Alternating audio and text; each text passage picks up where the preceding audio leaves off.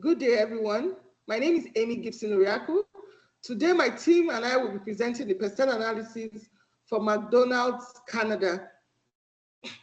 As one of the largest names in the global fast food industry, McDonald's operates about 1,400 restaurants in Canada and employs more than 90,000 Canadians, with 86% of their restaurants owned by independent entrepreneurs, showcasing Canada's cultural diversity. In this presentation, we'll be looking at the political factors, economic, social, technological, environmental, and legal factors impacting their operations in Canada. As we all know, McDonald's Canada competes in a monopolistic market with brands like Burger King, Tim Hortons, and KFCs as competitors. And they leverage on advanced technology like mobile apps, service kiosks, and all of that. However, there are certain economic pressures and regulatory policies that govern and sustain their business. Without further ado, I'll hand over to my colleague Siwan, who will continue with the presentation. Over to you, Siwan.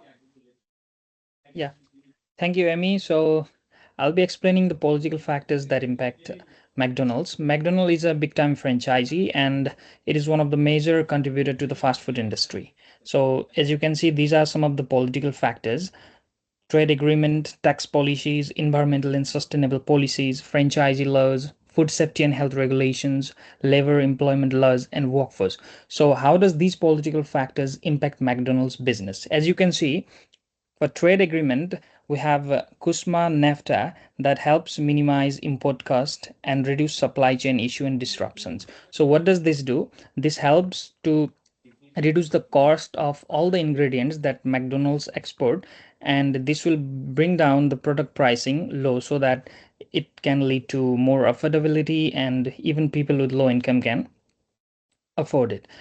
Likewise, when it comes to tax policies, there are corporate tax, PST, and GST, which is different in different provinces. This also results in different pricing. Moving on, we have environmental and sustainable policies that has issues like plastic ban and use of eco-friendly products. So what this does is this helps McDonald's to move towards the green and eco-friendly products. Likewise, when it comes to franchisee laws, each province in Canada has its own authority, and there are some legal rules that McDonald's must follow in order to run its franchisee business. Likewise, when it comes to food and safety health regulations, there are CFI inspection, consumer packaging, and labeling. So what this does is normally labeling helps to give information on different calories, which is good in terms of nutritious value for all the customers who consume the products. Likewise, for labor and employment laws, there are Canadian labor law, wages and employment benefits that McDonald's must follow for its all customers as well as employees, those who work here. Lastly, we have workforce, which has immigrants, entry-level job posting, change in labor markets, which is very difficult to operate as soon as there are changes in workforce. So my last recommendation is government should arrange bilateral agreements, decrease tariffs, uh, and make tax policies in favor of McDonald's, come up with environmental and sustainable policies that McDonald's can easily adopt, and lastly, adhere to all the food safety and health regulations, rules and regulations of the government. Next, I'd like to hand it over to Andreas. Thank you, Shivam, for those factors. So here I'm talking about economic analysis I have done on McDonald's Canada. So first of all, I'm talking about the economic stability in Canada. Canada is a strong economy, as we all know, with a high GDP and low unemployment rate. It's provided stability for McDonald's operations. The recent change in GDP, it's a gain. So Canada is a low risk market. However, some regional differences matters. For instance, British Columbia, as we all know, it's a thriving tech sector, while Alberta is an oil-dependent economy. So sales are really low in Alberta as compared to the British Columbia. So secondly, I talk about consumer spending power. It's depend on wage growth and inflation. However, the household disposable income recently rose by 2.6%, but inflation's we all know remains on the top and raising cost and reducing customer purchasing power. So, to address this, McDonald's promotes its dollar menu loyalty programs to keep meals affordable while maintaining the sales. The next point is labor cost and minimum wage laws. The labor costs are rising, especially in British Columbia. The minimum wage rate nowadays is $17.30 per hour. McDonald's so has adapted by using self-service checkouts, mobile ordering, and efficient staff scheduling to lower cost while maintaining the service quality. After this, we have currency exchange rates. So, as many supplies are imported, fluctuation in the US dollar impact costs. This is why because the McDonald company is from US.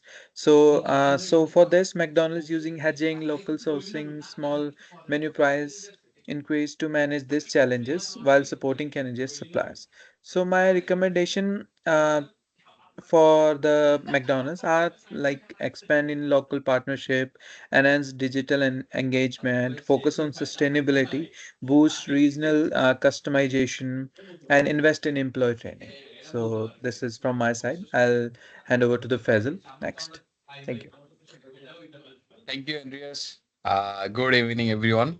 Uh, let's talk about how social factor impact McDonald's in Canada and why they matter. First, I'm going to talk about transition to eating for health. Canadians are become more health conscious. People are looking for healthier food options, and McDonald's is responding.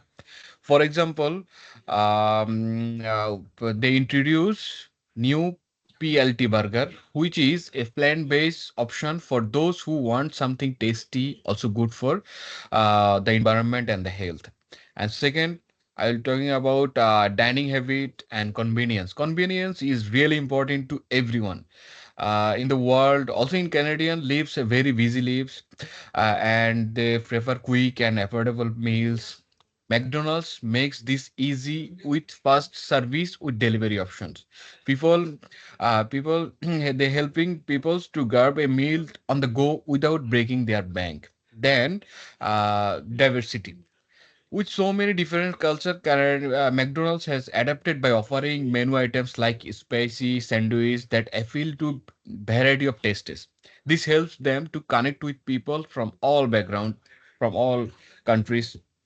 And McDonald also does a lot to support local communities.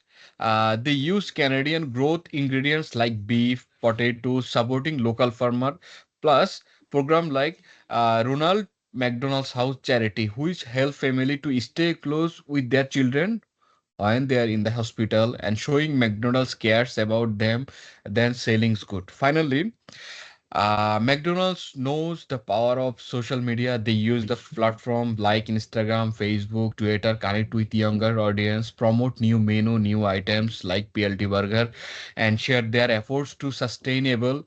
This keeps them relevant, in tune with people care about. In last and the summary, McDonald's success is isn't just about burger. It's all about understanding what people want, supporting the community, and stay connected with their customers. That's from my side. Thank you, everyone. Now I'll transfer to Amy for next part. Thank you. Thank you. So when we're talking about technology, basically, it has actually helped McDonald's improve their customer services and operations in Canada. So they use customer tools like mobile app, self-service kiosks, and delivery partnerships such as Uber Eats to make order faster and more convenient for customers. Now, they also have introduced some programs known as the My McDonald's Rewards and other personalized deals to keep customers to come back. Now, on the operation side, they use things like automated kitchen systems, centralized data platforms, streamlined cooking and inventory, just to save time and money. However, with these innovation, like we see on the screen, technological advancement, technology partnership strategies, innovation, and all of these technological advancements come with challenges.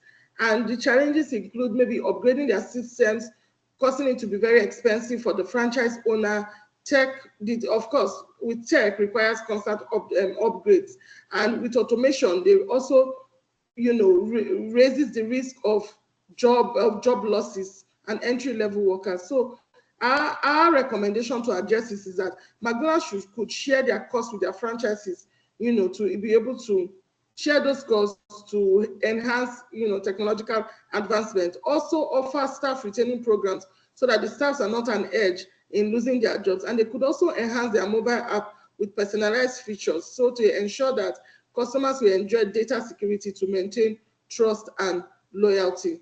I'll hand over to the next speaker to continue. Thanks, Amy. This is MD. Here's my take on the environmental aspects of McDonald's operations in Canada. McDonald's Canada is advancing its environmental sustainability efforts driven by consumer expectations and regulatory policies. Key areas to focus on sustainable packaging, carbon emission reduction, cleaning protocols, and responsible sourcing. Firstly, the sustainable packaging and waste reduction. McDonald's Canada has replaced plastic straws with paper ones and eliminated foam packaging, aiming for 100% renewable energy or recycled materials by 2025. However, progress is limited so far because of the inconsistent recycling systems across Canada. Secondly, reducing carbon emissions. The company has introduced energy efficient technologies such as LED lighting and committed to a 36% reduction in emissions by 2030. Partnerships with Canadian Roundtable for Sustainable Beef, CRSB which promotes sustainable beef production, although the beef supply chain remains a major emission source. And next, cleaning protocols and safety. Advanced cleaning protocols ensure consumer and staff safety through frequent sanitation and eco-friendly products. Comprehensive staff training further supports to adhere hygienic and safety standards, which reinforce McDonald's to commit its public health. And then after that, sourcing responsibly, local supply partnership and sustainable farming practices help McDonald's Canada meet environmental standards. Collaboration with CRSB addressing deforestation and soil degradation. But critics urge greater transparency and renewable energy integration in the supply chain. And finally, legal compliances. McDonald's adhered to regulations like Canadian Environmental Protection Act, CEPA, and provincial waste management laws. Non-compliance risks fines and reputational damages, which makes to face it proactive legal strategies essential. And as a concluding part, I will say that McDonald's Canada is progressing in sustainability, but faces challenges in waste management, emissions, and supply chain transparency. By addressing these gaps, the company can meet regulatory standards, exceeds consumer expectations, and strengthen its environmental leadership. That's all by me. Over to you, Amy. Thank you. So the last speaker has talked about, the laws, but we'll just be going into the legal factors. McDonald's is expected to adhere to labor laws such as the minimum that governs minimum wages, overtime, workplace safety rules, and then they're also expected to comply with franchise laws like the Ottawa Act, which is basically for them to provide financial transparency to the franchises, and then they also comply with food safety and environmental laws, which are also key, for their practice. Now, to stay ahead of the game, and our recommendation is that they conduct regular audits and training for compliance. They provide financial support to franchises for legal and sustainability requirements, because to be able to sustain, and retain these labor laws, they must actually need help financially. Now, they also need to invest in cybersecurity to comply with the laws like PPDA, and then use dedicated legal team to monitor challenging regulations. Now, basically, this is our own presentation.